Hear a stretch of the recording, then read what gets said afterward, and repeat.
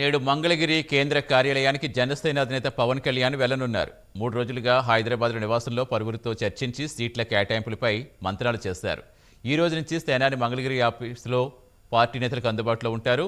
ఈ నెల 4న మచిలీపట్నం ఎంపీ బాలశౌరి జనసేన అధినేత పవన్ కళ్యాణ్ సమక్షంలో జనసేనలో చేరనున్నారు.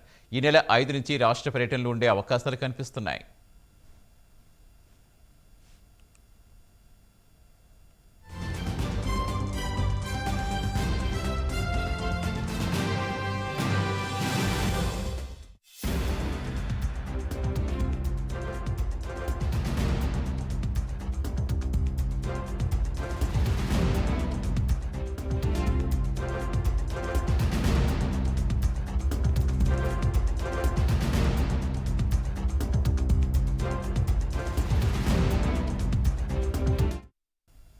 పూర్తి వివరాలు ఇచ్చేందుకు మా కరెస్పాండెంట్ సాంబశివరావు జాయిన్ అవుతున్నారు. గుడ్ మార్నింగ్ సాంబశివరావు, ఎన్ని గంటలకి మంగళగిరి పార్టీ ఆఫీస్ పవన్ కళ్యాణ్ చేరుకోబోతున్నారు? ఎలా ఉండబోతుంది షెడ్యూల్ ఇక్కడి నుంచి?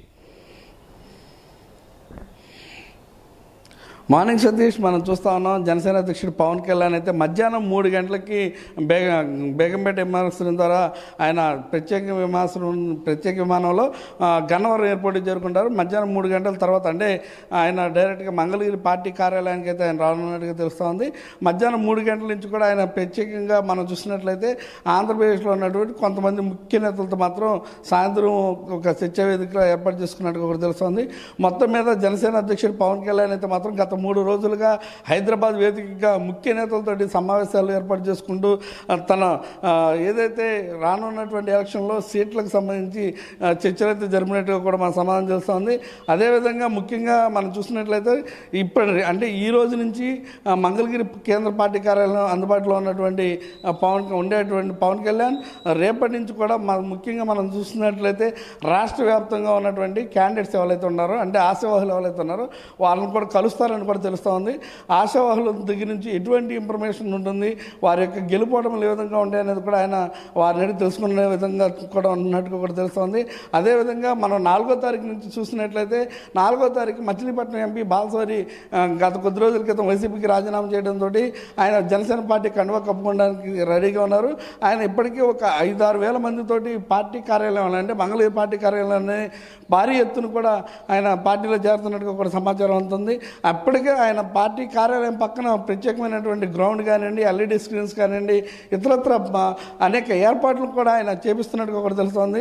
వచ్చేటటువంటి వారు ఎక్కడ ఇబ్బంది పడకుండా పార్టీ కార్యాలయానికి అంటే పార్టీ కార్యాలయంలో 2 నుంచి 3 వేల మంది మాత్రమే పడతారు కాబట్టి కడమ వాళ్ళందరినీ కూడా బయట ఓపెన్ ప్లేస్ అనేది ఒకటి ఉంది పార్టీ కార్యాలయం పక్కన. ఆ ఓపెన్ ప్లేస్లో భారీ ఏర్పాట్లు అయితే చేస్తూ ఉన్నారు. అక్కడ స్క్రీన్స్ ఏర్పాటు చేయడం, అదేవిధంగా చిన్న స్టేడియం లాగా ఏర్పాటు చేయడం, ఇవన్నీ కూడా చేసి అక్కడ మొత్తం అంతా కూడా బార్గెట్స్ కట్టేసి మొత్తం అంతా కూడా పార్కింగ్ కానీ అన్ని విధాల సౌకర్యాలు ఉండే విధంగా ఫుడ్కి మరియు డ్రింకింగ్ వాటర్ కూడా ఏర్పాట్లు చేస్తున్నట్టుగా మనకు తెలుస్తుంది. బాలశౌరి చేరిక తర్వాత 5వ తారీఖు నుంచి అయితే ఏదైతే జిల్లాల వారీగా ఉన్నటువంటి పర్యటనలో కూడా మొత్తం అంతా కూడా ప్రతి జిల్లాకు కూడా ఆయన వెళ్ళే అవకాశం అయితే కనిపిస్తుంది. ప్రతి జిల్లాలో కూడా ముఖ్యమైనటువంటి సభలు కూడా ఏర్పాటు చేస్తారని కూడా తెలుస్తుంది. ముఖ్య నేతలతో ఏదైతే కాకినాడలో జరిగిన విధంగా ప్రతి ఒక్కరితో ముఖాముఖి మాట్లాడిన తర్వాత తదనంతరం కానీ ముందు కానీ ఒక సభనైతే ఏర్పాటు చేయడం జరుగుతుందని కూడా తెలుస్తోంది. Satish, thank you Sambasivarao. గోపాలపురం